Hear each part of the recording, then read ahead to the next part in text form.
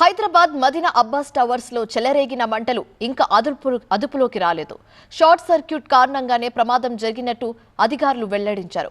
3వ అంతస్తులోని ఓ వస్త్ర దుకాణంలో అంటుకున్న మంటలు పక్కనే ఉన్న ఇతర దుకాణాలకు విస్తరించాయి. అబ్బాస్ టవర్స్ లోని 2, 3వ ఫ్లోర్లోని దాదాపు 50 షాపులకి అగ్నికి ఆహుతి అయ్యాయి. సమాచారంతో స్పాట్ కి చేరుకున్న అగ్నిమాపక సిబ్బంది అప్పటి నుంచి మంటలు అదుపు చేసే ప్రయత్నం చేస్తున్నారు. और फिर से कंट्रोल रूम को किया। उसके बाद अल्हम्दुलिल्लाह उन्होंने काफ़ी फायर इंजन यहाँ पर भेजा और जब से ये लोग काम कर रहे हैं लगातार अभी भी आग में कंट्रोल नहीं हुआ। तो क्योंकि यहाँ पर जो उसमें जो कपड़ा था बलगियों में, वो कपड़े की वजह से जो नायलॉन के रहते हैं, जो टेनिन के जो भी जो कपड़े हैं, उसमें जो आग लग रही है। उसके बाद एसी के जो आपके आउटडोर्स एसी लगे हुए थे वो भी बस्ट हो गए, उसकी भी गैस थी। फिलवक्त जो है ना रमज़ान का सीज़न होने की तरफ से यहाँ पर दुकानों के अंदर माल बहुत ज़्यादा स्टॉक था और छोटे दुकाना नहीं है, पूरे बड़े होलसेल के व्यापारी है।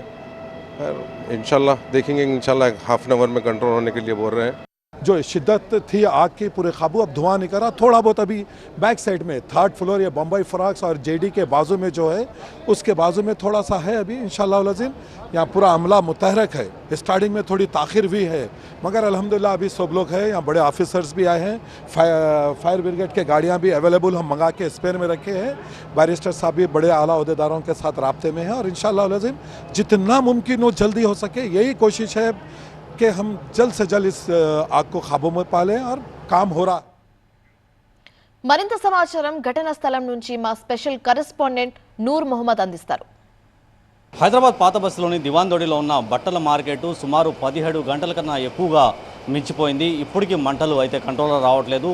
ఫైర్ అధికారులు అనేక ప్రయత్నాలు చేస్తున్నారు. గంటల తరబడి వందల కొద్దిలో ట్యాంకర్ వాటర్తో ఈ మంటల్ని ఆర్పే ప్రయత్నం చేస్తున్నారు. నేను చూపించే ప్రయత్నం చేస్తున్నాను. సుమారు 40 షాపుల కన్నా ఎక్కువగానే పూర్తిగా షాపులు కాలి బూడిదైపోయిన పరిస్థితి.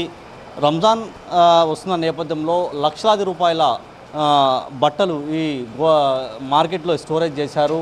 రాత్రి ఒక్కసారిగా చెలరేగిన మంటల వల్ల పూర్తి మార్కెట్ ఒక్కసారిగా కాలి బూడిదైపోయిన పరిస్థితి.